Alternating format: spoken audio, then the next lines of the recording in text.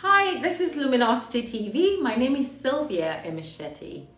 Think about this. When a child is born and first introduced to the world, all their senses come alive, and then the child is gradually guided to learn about the things of the world as quickly as possible, sent to school to study different subjects so that they will eventually fit into society and finally understand the ways of the world.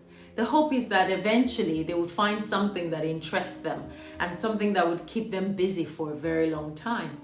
So both young and old, we're always learning, always studying, always searching and seeking for something.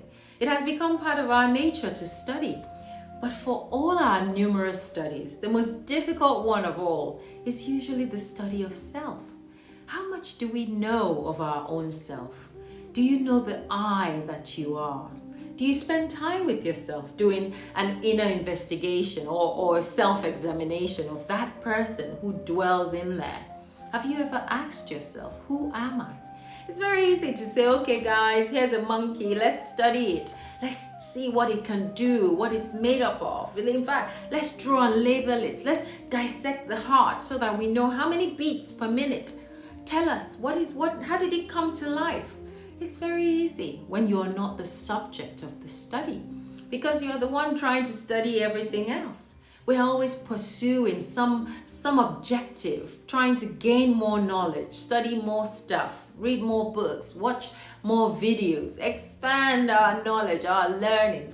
This is a very beautiful thing, no doubt. It's a good thing for us. But those who seek an awareness of self, who seek an enlightenment of the path that they must follow, they usually start by knowing the I that they are. They invest in that consciousness. Like, who is that person who's experiencing and studying all the other things?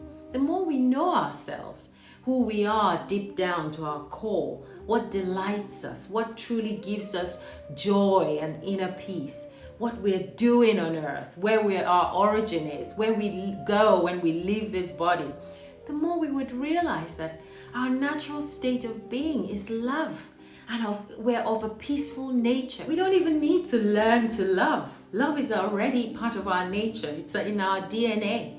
Whereas hate, on the other hand, you have to learn to hate because it's alien to us. So the fact that many of us don't know our true nature means that we get distracted by all the insignificance of the other things that we see. We believe that we're just this body that needs food and rest, or this mind that's constantly coming up with 1,000,001 thoughts. They ask you, who are you? You say, oh, my name is Sylvia. I'm a wife and a mom and a director. No, you haven't always been that. There was someone there even before you were named Sylvia. You haven't always been a mom or a wife or a director. So who is that I that you are from day one that has been there with you? That's always there, whether you're 15 and single or you're 42 and married. That I has its own need and purpose to fulfill my highest potential as designed for me by my creator. Not all these imaginations that we create for ourselves. Oh, I have to be this and I have to be that. That I seeks to be in its natural state of being, which is love. Not the grand idea of who we think we should be, but let me experience that path that has been designed for me to follow. Let me surrender to the will of my Creator to do unto me as I deserve. Above all, let me find myself worthy of His grace. When you know thyself and you begin to awaken and live more consciously in your natural state of being, you'll find that you're not missing anything from the outside world. And that fast lane that we're all constantly trying to get on, which allows us to ignore all the most important things and our true self, it will begin to shift and melt away. It's like being on a treadmill where you're running consistently, full steam ahead without stopping. It's only a matter of time. You'll suffer dehydration or your heart rate will be elevated. And how far can you run like that without having to slow down? But when you slow down on the treadmill and you begin to catch your breath, you become more centered, more steady.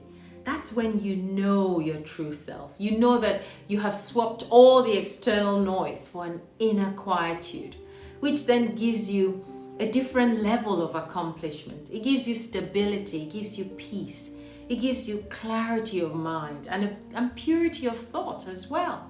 You are now in the driver's seat of your life, focused with your hands on the steering wheel, not easily distracted. It's like someone driving a car and every few minutes they're distracted by one thing or the other. Oh, there's two people fighting over there. Did you see that? Oh, look at that person on the motorbike.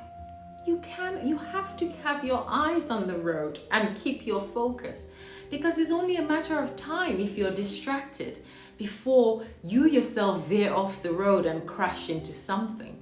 So we start by doing a self-assessment and an inner study of the passenger that's going on that journey. Otherwise, if you don't know who you are, how do you know the road you need to follow? Knowing the spiritual path we are meant to follow and not getting derailed by the earthly distractions that won't count for much in the end.